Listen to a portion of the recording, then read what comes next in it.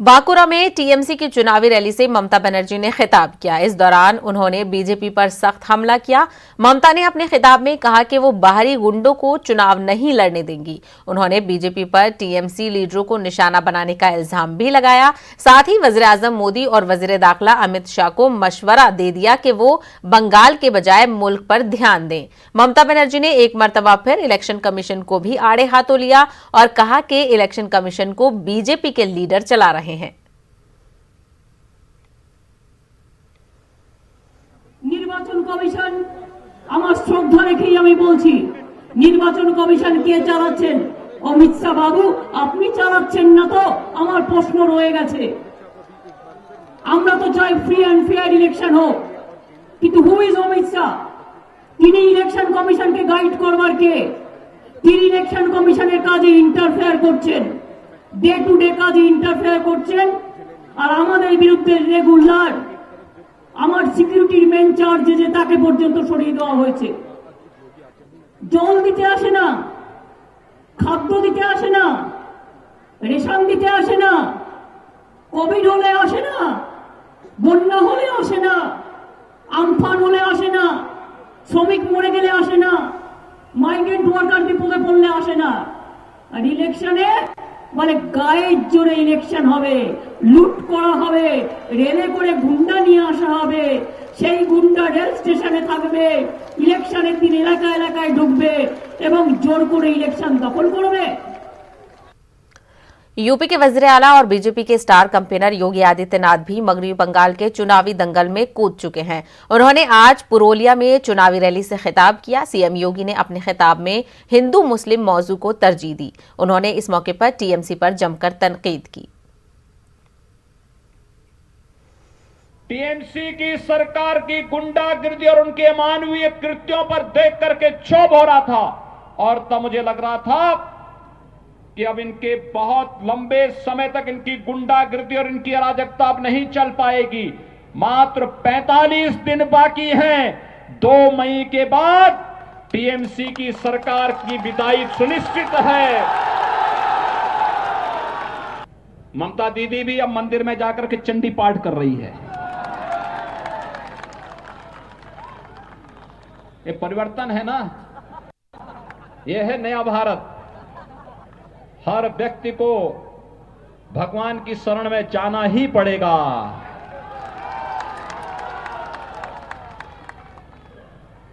वैसे कांग्रेस के नेता राहुल जी भी चुनाव के समय मंदिर मंदिर जाते हैं और एक जगह तो मंदिर में ऐसे बैठ गए कि उनको पुजारी को टोकना पड़ा, कह रहे ये मंदिर है, आसन ठीक ढंग से बैठिए। वो ऐसे बैठ रहे थे जैसे कोई नमाज पढ़ने के लिए बैठता है। वज़ीर दिफा राजनाथ सिंह का ममता बनर्जी पर बड़ा हमला करते हुए उन्होंने कहा कि ममता का हौसला पस्त हो चुका है, उन्हें अपनी शिकस्त साफ नजर आ रही है। साथ ही राजनाथ सिंह ने यह भी कहा कि बीजेपी का ममता पर हमले से कोई ताल्लुक नहीं है।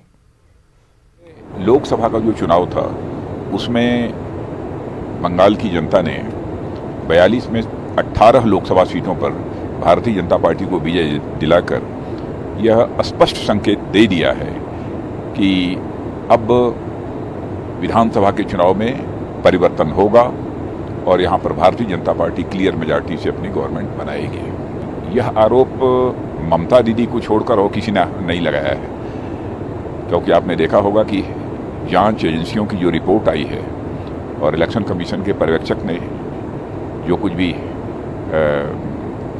रिपोर्ट में, उसके भी रिपोर्ट में जो भी बातें आई हैं उससे स्पष्ट है कि सिक्योरिटी लैप्सेस के कारण जो है ये दुर्घटना हुई है। लेकिन यदि उन्हें चोट लगी है तो हमारी पूरी वो है, मैं यही कामना करता हूं कि वो जल्दी वो स्वस्थ हो जाए। लेकिन सर लेकिन यह भी उनके हताशा का ही यह परिणाम है जो कि भारतीय जनता पार्टी को उस चोट के लिए लांछित करने की कोशिश की जा रही है। बीजेपी के रुकने पार्लियामेंट सीपी जोशी के मुताबिक मगरबी बंगाल की आवाम रियासत की तरक्की के लिए डबल इंजन की हुकूमत चाहती है। उन्होंने न्यूज 18 से बातचीत में कहा है कि मगरबी बंगाल में बीजेपी की मकबूलियत से टीएमसी खौफ खाई हुई है। मौजूद है बीजेपी के वरिष्ठ नेता सांसद सीपी जोशी साहब। सर, देखा जाए तो इस समय बंगाल चुनाव में बीजेपी ने अपनी पूरी ताकत लगा रखी है। गृह मंत्री अमित शाह जी लगातार रैली कर रहे हैं, लेकिन उनकी रैली पर जो ममता बनर्जी के भतीजे अभिषेक बनर्जी, उन्होंने बड़ा कटाक्ष किया है कि इतनी जो रैली में इनकी भीड़ हो रही है, इतनी भीड़ तो जो है जेसीबी की जब खुदाई होती है या चाय की दुकान पर चुस्की ली जाती है तो लोग इकट्ठे हो जाते हैं। अभिषेक बनर्जी ने जो कहा, मैं बंगाल की दृष्टि से देख सकता हूँ कि बंगाल की जनता ने टीएमसी को उखाड़ने के लिए वो जनता एक जेसीबी के रूप में खड़ी और हजारों लाखों की संख्या में अमित शाह जी और नरेंद्र मोदी जी के नेतृत्व में, नड्डा जी के नेतृत्व में वो टीएमसी को वहाँ से उखाड़कर भारतीय जनता पार्टी को स्थापित करना चाहते हैं। वहाँ जेसीबी अब चल चुकी है, जनता उस जेसीबी से उसी टीएमसी को उखाड़ने में लगी है जिन्होंने इतने वर्षों तक वहाँ तुष्टीकरण की राजनीति की, विकास नाम का कोई चीज़ नहीं, भ्रष्टाचार वहाँ चरम पर है, गुंडागर्दी चरम पर है। ऐसे में वहाँ की जनता ने ठान ली कि जनता रूपी जेसीबी अब टीएमसी को उखाड़ के फेंकेगी और उसके नायक बनेंगे नरेंद्र मोदी जी, नड्डा जी और अमित शाह जी। उपहास उड़ाते हुए अभिषेक बनर्जी ने यह भी कहा कि जहां बीजेपी की सरकार है, उत्तर प्रदेश की बात की जाए, असम की बात की जाए या जिन राज्यों में इनकी सरकार रही है, वहां पे जब ये लोग सोनार में उत्तर प्रदेश या दूसरे राज्य को नहीं बना पाए तो क्या बंगाल को कैसे वादा उसका पूरा करेंगे, जो सोनार बंगला की बात करते हैं लोग। देखिए, आज किसी भी राज्य में देख लिए, उत्तर प्रदेश में कैसे कानून की बदहाली थी पहले, आज गुंडे थर-थर कांपते कानून के नाम से। ये विकास, गांव में बिजली पहुंची हो, चाहे मेडिकल कॉलेज खुले हों, चाहे एम्स आए हों, चाहे सड़कें बनी हों, ये क्या विकास पहले नहीं हो सकता था? क्या इतने गांव में पेयजल की योजना पहले नहीं पहुंच सकती थी? लेकिन जब दो इंजन की सरकार, आज नरेंद्र मोदी जी और योगी जी की सरकार काम कर रही है तो डेवलपमेंट वहाँ दिख रहा है। आसाम में इतने एयरपोर्ट बने हैं, इतनी सड़कें बनी हैं, बॉर्डर पर काम हुए हैं, ये पहली बार वहाँ के लोगों ने देखा है। तो बंगाल में भी लोगों को लग रहा है कि नरेंद्र मोदी जी के नेतृत्व में अगर यहाँ दिल्ली में सरकार है और बंगाल में भी भारतीय जनता पार्टी की सरकार बनेगी तो निश्चित रूप से वहाँ विकास आगे बढ़ेगा।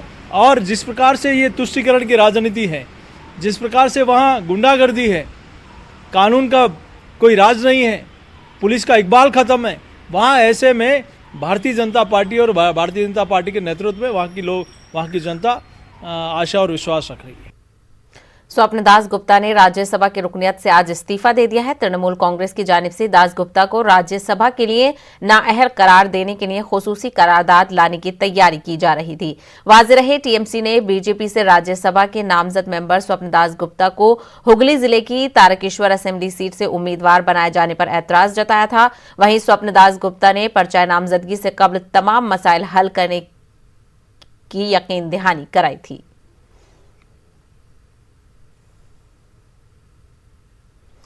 केरल में टिकटों की तकसीम को लेकर कांग्रेस से अपना इस्तीफा पेश कर चुके पीसी चाको ने आज एनसीपी सरबराह शरद पवार से मुलाकात की है।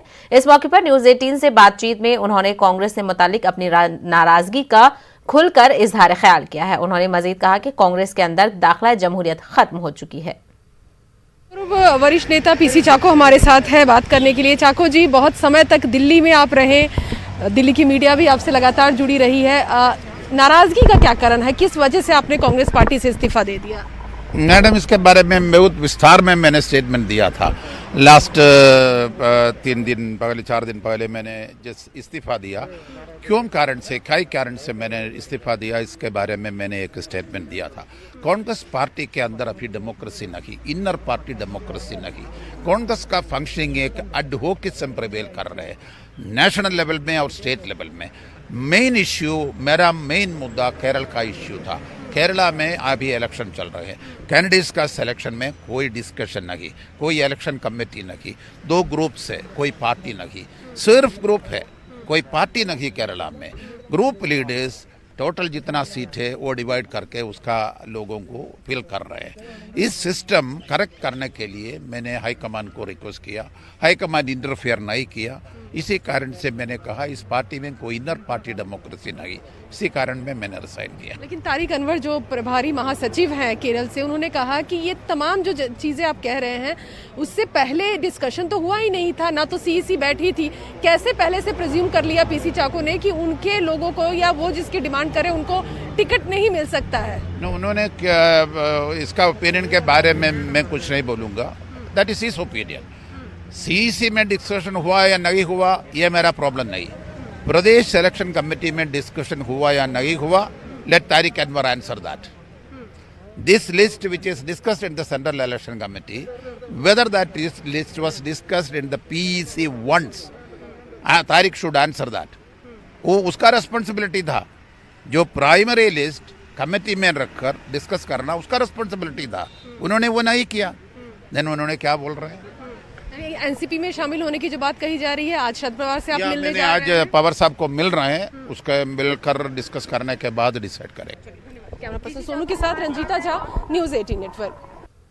आंध्र प्रदेश के साबिक वज़ीर आला एन चंद्रबाबू नायडू को एपीसीआईडी ने नोटिस जारी किया है। अमरावती अराजी अलॉटमेंट मामले में पेश आई बदउनवानी को लेकर चंद्रबाबू नायडू को नोटिस जारी किया गया है। सीआईडी चीफ सुनील कुमार ने बताया है कि चंद्रबाबू नायडू को हैदराबाद में वाक़ उनके मकान पहुंचकर नोटिस दिया गया और 23 मार्च को हाजिर होने का हुक्म दिया है। उन्होंने बताया कि चंद्रबाबू नायडू जिस वक्त वज़ीर आला थे उस वक्त अमरावती में अराजी की खरीदो फरोख्त और अलॉटमेंट पर बड़े पैमाने पर बदउनवानी हुई है, जिसकी जांच सीआईडी के जरिए की जा रही है। चंद्रबाबू नायडू को खारिज करदा नोटिस पर सियासी हलकों में कोहराम मचा हुआ है। तेलुगु देशम पार्टी का कहना है कि मौजूदा जगन हुकूमत बौखलाहट का शिकार हो गई है। आंध्र प्रदेश हाईकोर्ट ने एमपीटीसी जेडपीटीसी इंतखाबात के मामले पर अहम फैसला दिया है। रियासती इलेक्शन कमीशन ने मुत्तफिका तौर पर मुंतखब उम्मीदवारों के मामले में जांच के अहकाम दिए थे। इलेक्शन कमीशन के फैसले को हुक्मरान जमात के लीडरों ने हाई कोर्ट में चैलेंज किया था।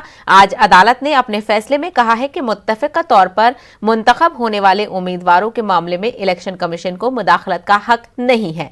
अदालत ने इस मामले में डिक्लेरेशन देने का इलेक्शन कमीशन को हुक्म दिया है।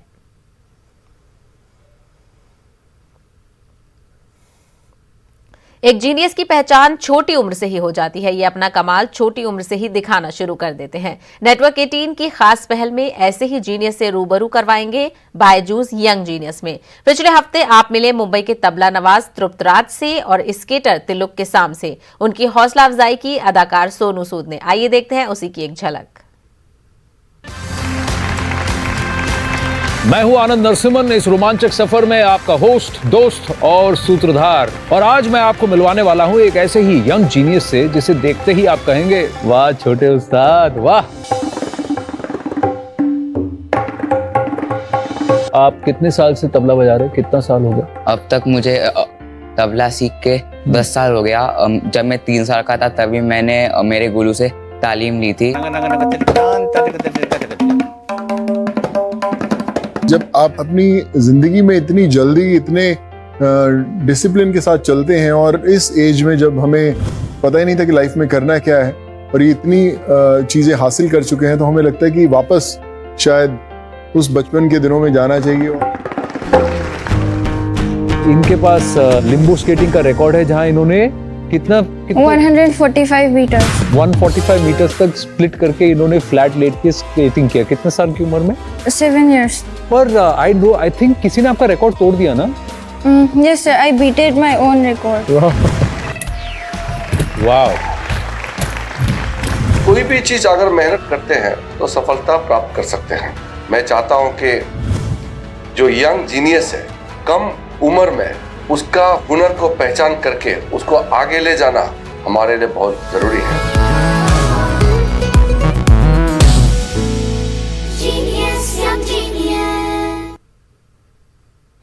आप अरकान पार्लियामान ने पार्लियामेंट के अहाते में महात्मा गांधी के मुजस्समे के रूबरू मरकज के दिल्ली से मुतालिक बिल के खिलाफ एहतजाज किया।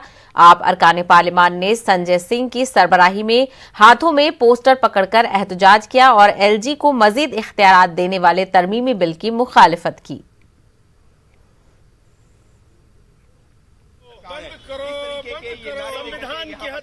भारतीय जनता पार्टी की सरकार सुप्रीम कोर्ट के संविधान पीठ के फैसले को बदल रही है, देश के संविधान की और लोकतंत्र की हत्या कर रही है। दिल्ली में एक चुनी हुई सरकार है जो प्रचंड बहुमत से चुनकर आई है, उस सरकार को खत्म करके एलजी को सरकार बना रही है। जबकि सुप्रीम कोर्ट ने स्पष्ट तौर पे कहा है दिल्ली में चुना हुआ मुख्यमंत्री ही सरकार है, चुनी हुई सरकार ही सरकार है। 3 विषयों को छोड़ के सारे अधिकार दिल्ली की चुनी हुई सरकार के पास है। अब आप उस सरकार को ही खत्म कर रहे हैं। आप एलजी को सारे अधिकार दे रहे हैं। एक कहावत है, खिसियानी बिल्ली खंभा नोचे, और एमसीडी में जब बीजेपी जीरो हो गई तो वो क्यों हीरो बन रही है? मैं पूछना चाहता हूं कि जब एमसीडी में हो गए जीरो तो क्यों बनते हो हीरो? तो इसलिए आज हम लोग यहां पर राष्ट्रपिता महात्मा गांधी की प्रतिमा पर अपना विरोध प्रदर्शन दर्ज कराने के लिए आए हैं। पार्लियामेंट में भी इस पर हम लोग जमकर विरोध करेंगे। दूसरे दलों से भी बातचीत चल रही है, वो लोग भी इसमें हमारा समर्थन करेंगे। ने कौमी राजधानी खित्ता दिल्ली सरकार तरमीमी बिल पेश किया है। इस बिल को लेकर बीजेपी और आप आमने सामने हैं और दोनों पार्टियों के लीडरों में जबरदस्त लफ्जी जंग शुरू हो गई है। इसी जिम्न में हमारी दिल्ली नुमाइंदा रचना ने बीजेपी लीडर आदेश गुप्ता से बातचीत की। लोकसभा में कल केंद्र सरकार की तरफ से एक बिल पेश किया गया जिसमें ये प्रावधान होगा कि उपराज्यपाल को ज्यादा शक्तियां दी जाएंगी। इस पूरे मसले पर हमारे साथ बात करने के लिए मौजूद हैं दिल्ली बीजेपी अध्यक्ष आदेश गुप्ता। आदेश गुप्ता जी, कल सदन में एक बिल पेश किया गया और बताया जा रहा है कि इस बिल के माध्यम से जो शक्तियां हैं वो उपराज्यपाल को ज्यादा होंगी, तो इस पर सियासत शुरू हो गई है। देखिए, जो लोकसभा में आर्टिकल 239A के तहत जो कॉन्स्टिट्यूशन का धारा है उसके तहत जो अमेंडमेंट करने के लिए बिल पेश किया जाना है, और वो सिर्फ जो पिछला सुप्रीम कोर्ट की बेंच ने डिसीजन दिया था जब दिल्ली के मुख्यमंत्री ने एलजी से किया और वहाँ जाकर धरने पर बैठ गए और कोर्ट ने डिसीजन दिया कि ये क्लियरिटी आनी चाहिए कि एलजी का क्या काम है और एनसीटी का क्या काम है, दिल्ली गवर्नमेंट का क्या काम है।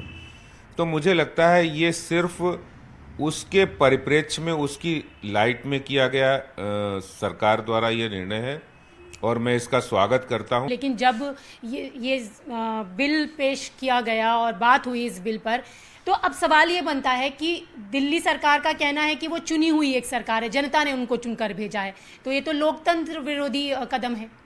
अरविंद केजरीवाल इसको लेकर ट्वीट कर रहे हैं, मनीष सिसोदिया ट्वीट कर रहे हैं। देखिए, दिल्ली सबको पता है दिल्ली यूनियन टेरिटरी है और यूनियन टेरिटरी में ऑलरेडी दिल्ली सरकार के पास बहुत सारे काम हैं, उन कामों को वो बखूबी से करें।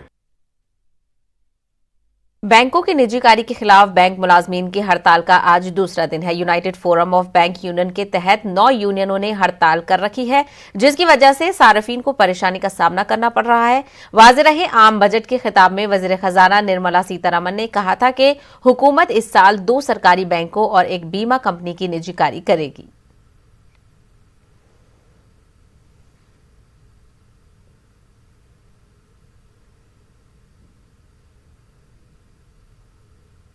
कांग्रेस लीडर मल्लिकार्जुन खड़गे ने पार्लियामेंट में बैंकों के निजीकारी मामले को उठाया है और वजीर खजाना निर्मला सीतारमण से जवाब मांगा है। साथ ही पार्लियामेंट के बाहर मीडिया से बात करते हुए कहा कि मरकजी सरकार की गलत पॉलिसियों से आम आदमी का जीना दूभर हो गया है।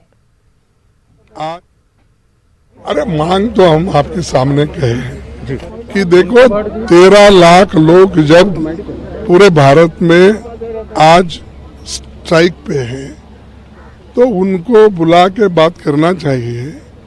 और नेशनलाइज बैंक आज जो बड़े बड़े बैंक से गरीबों की मदद करते हैं, छोटे मोटे व्यापारियों की मदद करते हैं, उन बैंकों को भी आप सत्यानाश करके, उन बैंक को कमजोर करके अमीरों के हाथ में देने की आपकी जो मंशा है वो ठीक नहीं है। उसके लिए हम वो कंडम करते हैं। इतने लोगों को हमने एम्प्लॉयमेंट दिया समझ के, पहले खाते नए खोल दिए और बोल दिए, अब जब जॉब ही नहीं है तो प्रोविडेंट फंड कहां से जमा होता है।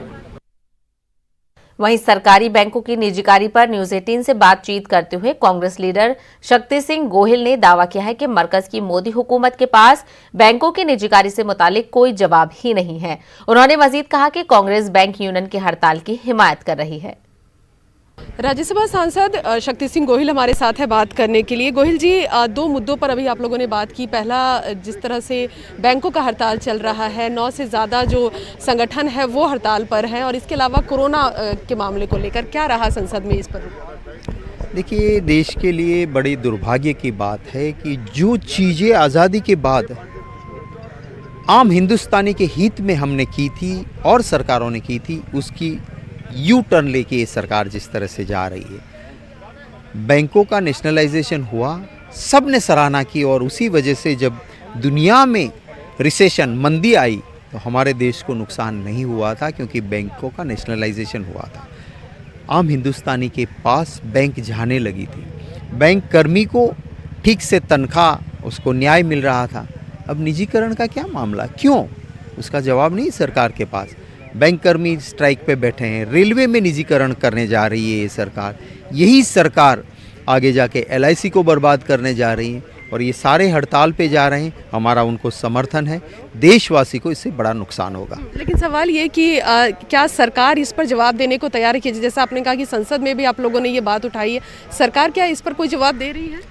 हमारी मांग है, देना चाहिए, डेमोक्रेसी है, डिक्टेटरशिप नहीं है, पर नहीं दिया जवाब। हम आगे और भी मौका मिलेगा, इसको उठाते रहेंगे। इन हड़ताल पे जाने वाले लोगों का मुद्दा सही है, हम उनके साथ हैं। तो साफ तौर पर शक्ति सिंह गोहिल जी का कहना है कि जो हड़ताल जो किया जा रहा है कर्मचारियों के द्वारा, संगठनों के द्वारा, उसका समर्थन जो है वो कांग्रेस पार्टी करती है, और न सिर्फ सदन में बल्कि समर्थन के साथ ही इस मुद्दे को लेकर सदन में लगातार सरकार से सवाल करते रहेंगे। कैमरा पर्सन सोनू के साथ रंजीता झा, न्यूज़ 18 नेटवर्क। गाजियाबाद में कुछ लड़कियों के जरिए बुलेट पर स्टंट करने का वीडियो वायरल हो रहा है, जिसमें 2 लड़कियां बगैर हेलमेट पहने स्टंट कर रही हैं। इस वीडियो की बुनियाद पर पुलिस ने एक्शन लेते हुए 11,000 का जुर्माना आयद किया है। पुलिस के मुताबिक कानूनी कार्रवाई की जा रही है।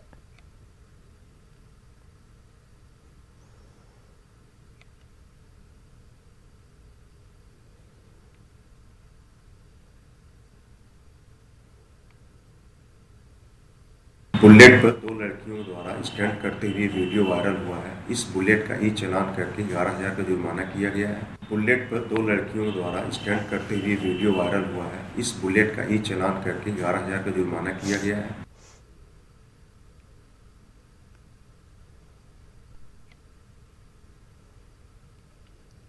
गाजियाबाद में एक वीडियो बहुत ही तेजी से वायरल हो रहा है, जिसमें जो गर्ल्स हैं वे बुलेट चला रही हैं और स्टंट दिखा रही हैं। आज हमारे साथ वही लड़की मौजूद है जो स्टंट कर रही थी, शिवांगी डबास।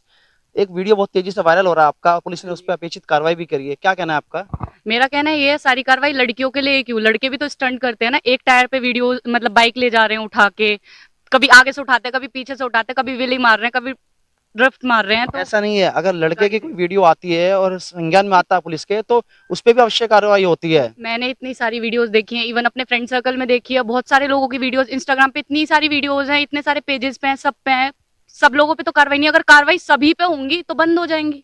11,000 रुपए का चालान किया है गाजियाबाद पुलिस ने। 11,000 रुपए का चालान किया है, तो मेरे पास स्लिप आ चुकी है। मतलब लड़कियों के लिए क्यों है कार्रवाई, मुझे ये नहीं समझ में आ रहा। मतलब स्टंट और भी लोग कर रहे हैं, सिर्फ लड़कियों के लिए क्यों है, लड़कों के लिए क्यों नहीं है?